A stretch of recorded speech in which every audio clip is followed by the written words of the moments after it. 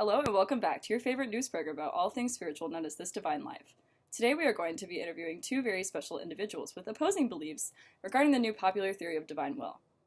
One of our interviewees today actually instigated this theory that has become such a big deal today. She is the infamous Marguerite Porete, a French mystic of the 13th century known best for her work, The Mirror of Simple Souls, a diverse book containing a multitude of theories regarding divine love. Since her trial to be potentially burned at the stake is actually tomorrow, we are lucky enough to host her for her last interview ever. How are you feeling, Marguerite? A little nervous, but not because of this. Alright, Marguerite, we all wanted to hear a little bit more about your discovery on what exactly is going on with the whole free will thing. Ever since you published your book, fans everywhere are raving that this must be the truth. Can you explain a little bit more for all the confused listeners out there? It is a little confusing, I do not blame you. Basically, as I understand it, I'm not sure if you simple-minded people will be able to understand, but go ahead and, give it a go. God meant to show me that free will is sort of a, facade? Well, not exactly. Essentially, the divine will is the underlying substance of what we view as our human will. What we view as free will is, therefore, directed by God, as he must reasonably know the outcome of everything that we will do. Isn't he just so great? Therefore, it is not exactly free. It's a little complicated. I see. Well, obviously there must be a bit of truth in it, as millions of people are on your side. This belief in the divine will as the underlying substance is the next big thing. I guess it makes people feel a little bit better about being a bad person or whatever because God willed it, right? No? The people that don't have annihilated souls don't even come close. If you annihilate your own soul, like me, you will only will God's will. It is actually impossible for me to will anything outside of God's will. So does God will you to be so high and mighty?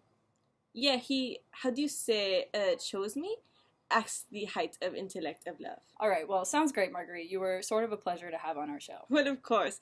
I do have this duty to help others by distributing my wisdom, even if they're too dumb to understand it. Alright, on to our next guest. Some of you may or may not know our next guest. Stefan Butler is a young programmer here that recently starred in Black Mirror Bandersnatch.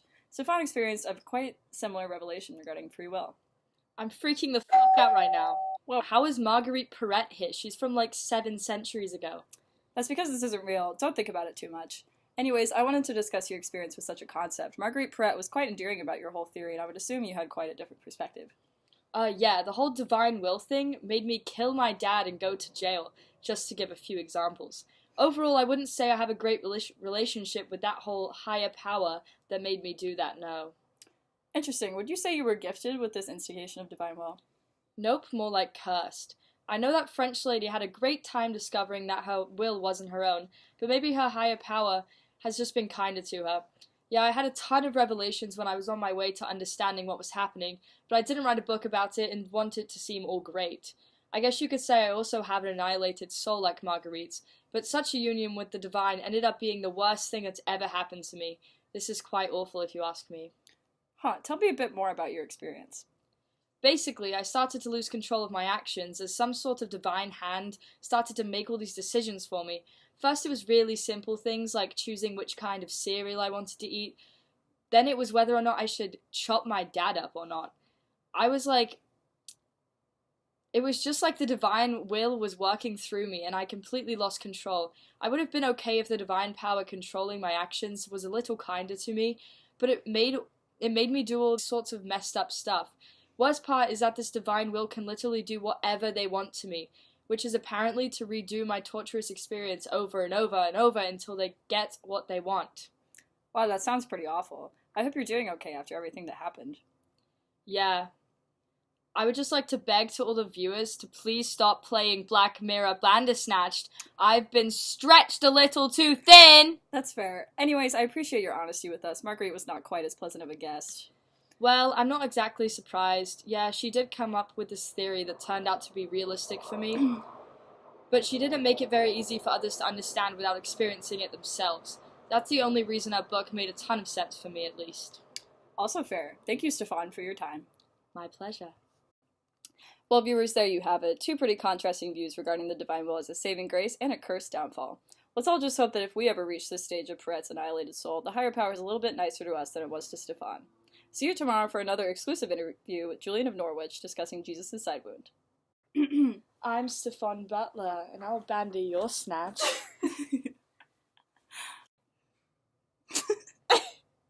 Is it ghost of me in the corner?